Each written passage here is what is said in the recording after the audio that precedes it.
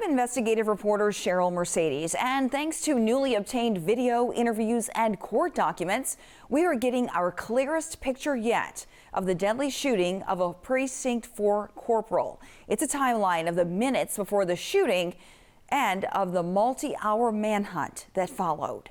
The suspect, Arthir Murady, now charged with murdering Precinct 4 Corporal Maher Husseini.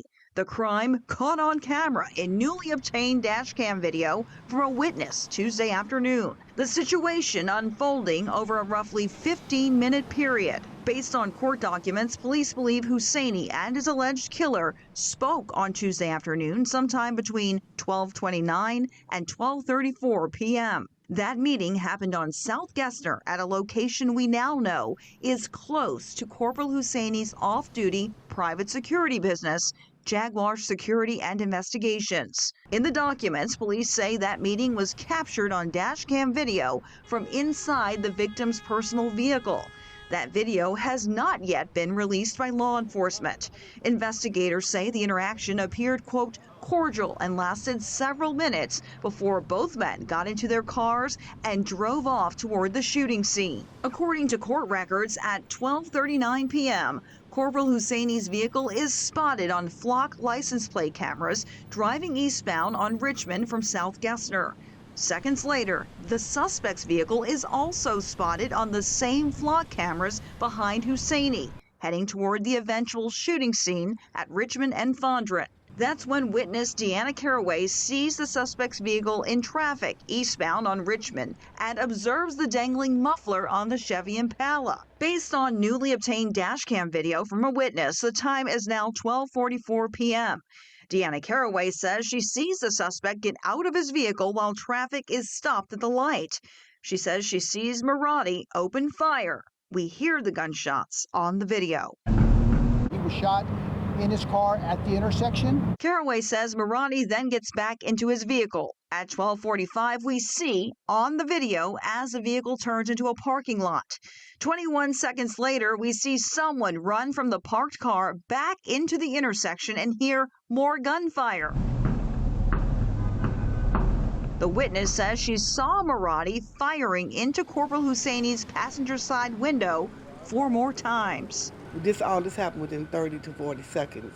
Got out of the car, came back, did this, looked inside the window, plume, plume, plume 4 more times. Other witnesses we spoke with described the same moment. Came out and shot the man 4 times right in the front of the seat.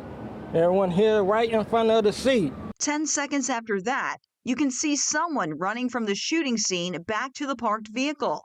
And after 15 more seconds, the video shows the alleged shooter's vehicle driving away from the scene. Then at 12:46, ring camera video across the street from the shooting shows people approaching the victim's vehicle where he's been shot.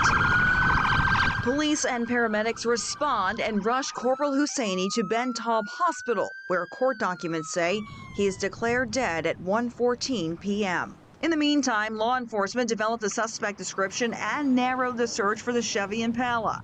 An alert goes out to officers across the region. At 4:12 p.m., after leaving work on the island, Galveston City Marshal's Office Sergeant Nick Yelly spots a vehicle matching the alleged shooter's car near the Galveston Causeway. Just by chance, I happened to look over and I saw the exact vehicle that we were looking for. It is down to the T, the descriptors with the hubcaps missing, the sticker on the rear trunk, and the Michigan license plates.